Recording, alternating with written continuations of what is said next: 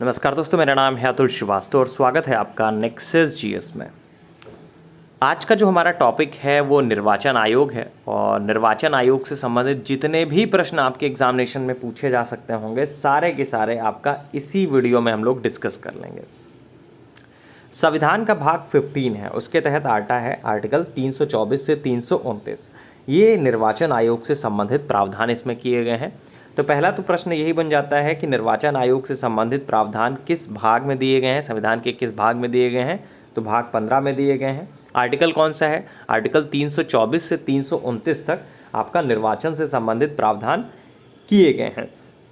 Next point आता है, निर्वाचन आयोग में मुख्य निर्वाचन आयुक्त तथा दो अन्य निर्वाचन आयुक्त होते हैं। वर्तमान में 3 होते हैं जिनकी नियुक्ति राष्ट्रपति द्वारा की जाती है। अब आपसे क्वेश्चन ये पूछा जाता है कि निर्वाचन आयोग में जो एक मुख्य निर्वाचन आयुक्त होता है वो वर्तमान में कौन है। तो जिसको भी पता है वो कमेंट बॉक्स में लिख सकता है कि वर्तमान में मुख्य निर्वाचन आयुक्त कौन है। एक क्वेश्चन ये भी पूछा जाता है कि कितने लोग होते हैं। तो एक मुख्य निर्वाचन आयुक्त होता है तथा 2 अन्य निर्वाचन आयुक्त होते हैं, 3 होते हैं टोटल। नेक्स्ट है, मुख्य निर्वाचन आयुक्त को उसके पद से उसी रीति से हटाया जा सकता है जिस रीति से उच्चतम न्यायालय के न्यायाधीश को हटाया जाता है।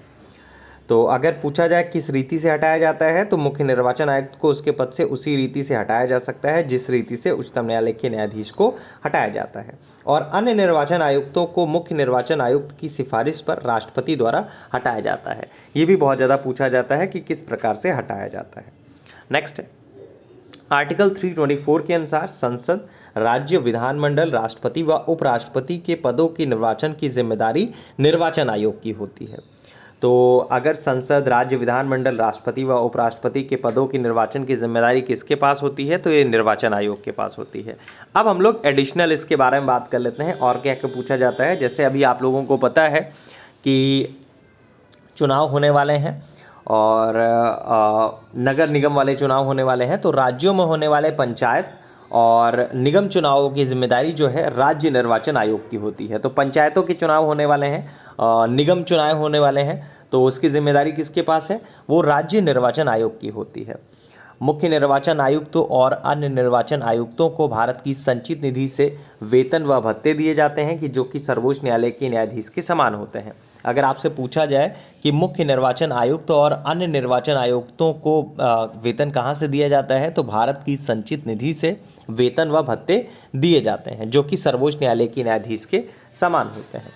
नेक्स्ट है, मुख्य निर्वाचन आयुक्त और अन्य निर्वाचन आयुक्तों का जो कार्यकाल है उसके बारे में बात करें तो इसका जो कार्यकाल होता है वो 6 वर्ष या फिर 65 वर्ष, जो भी आयु पहले हो जाए तो वो आपका पहले जो कंप्लीट हो लेता है उसमें आपका कंप्लीट हो जाता है। तो मुख्य निर्वाचन आयुक्त तथा अन्य निर्वाचन आयुक्तों का जो कार्यकाल है वो 6 वर्ष अथवा 65 वर्ष की आयु जो भी पहले हो वहाँ तक होता है। निर्वाचन आयोग ऑब्वियस सी बात है एक संवैधानिक संस्था है क्योंकि ये आर्टिकल्स में डिवाइड है।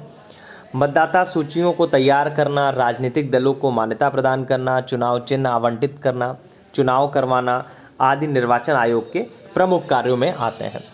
भारतीय निर्वाचन आयोग की स्थापना के बारे में बात करें तो भारतीय निर्वाचन आयोग की स्थापना कब हुई थी? बहुत सिंपल सा क्वेश्चन है क्योंकि बहुत बार आप लोगों ने पढ़ा होगा इसके बारे में। भारतीय निर्वाचन आयोग की जो स्थापना हुई थी वो 25 जनवरी 1950 को की गई थी। अब आपसे अगर पूछा जाए कि वोटिंग डे कब होता है तो होपफुली आप में से कई लोगों को पता होगा कि वोटिंग डे कब होता है। भारतीय निर्वाचन आयोग की स्थापना हुई थी 25 जनवरी 1950 को। नेक्स्ट है, आर्टिकल 326 के बारे में हम लोग बात करें तो आर्टिकल 326 के अंतर्गत वयस्क मताधिकार का प्रावधान किया गया है। अगर आपसे पूछा जाए कि वयस्क मताधिकार का प्रावधान किस आर्टिकल में किया गया है तो आर्टिकल 326 में किया गया है। 61वें नंबर का संविधान संशोधन, अगर हम लोग निर्वाचन आयोग के बारे में डिस्कस कर रहे हैं तो 61वें नंबर का संविधान संशोधन ऑब्वियस सी बात है आना है।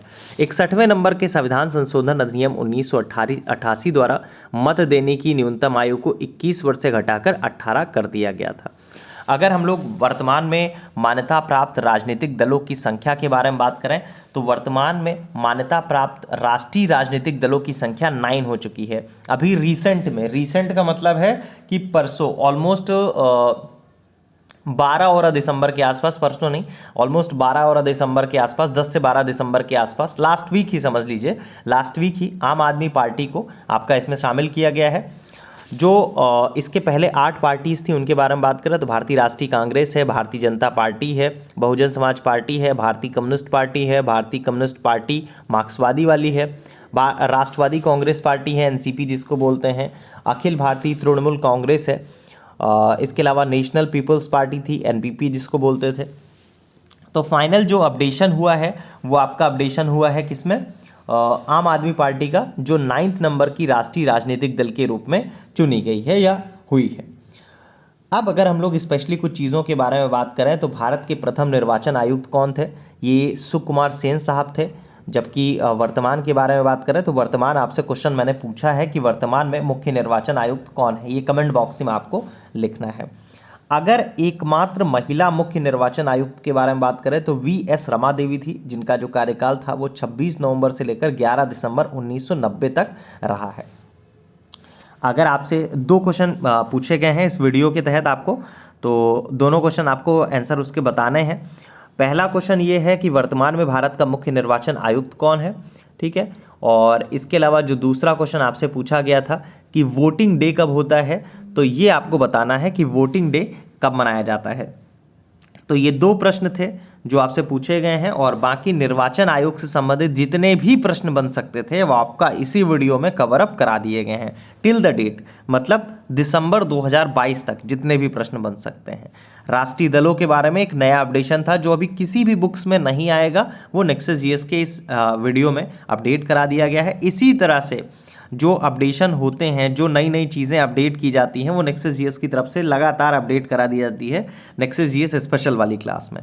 तो हमारा नया बैच स्टार्ट हो चुका है यूपी पीसीएस प्रीलिम्स 2023 के लिए, समीक्षा अधिकारी और सहायक समीक्षा अधिकारी और खंड शिक्षा अधिकारी के लिए तीनों कॉम्बो बैच होगा। एक्स्ट्रा आपको अलग से कोई भी बैच नहीं लेना पड़ेगा, एक ही फीस में आपको ये तीनों ही क्लास पढ़ाई जाएंगी। डिटेल्स जो है हमारे व्हाट्सअप नंबर 7080540001 या 6390540001 को आप प्राप्त कर सकते हैं। बाकी आप हमारे टेलीग्राम ग्रुप पर जाएंगे तो वहाँ पे आपको पिंड कमेंट में ये बैच की डिटेल्स मिल जाएगी। नया बैच जो है वो 14 दिसंबर 2022 से शुरू हो चुका है। फिलहाल के लिए इतना ही। Thank you so much.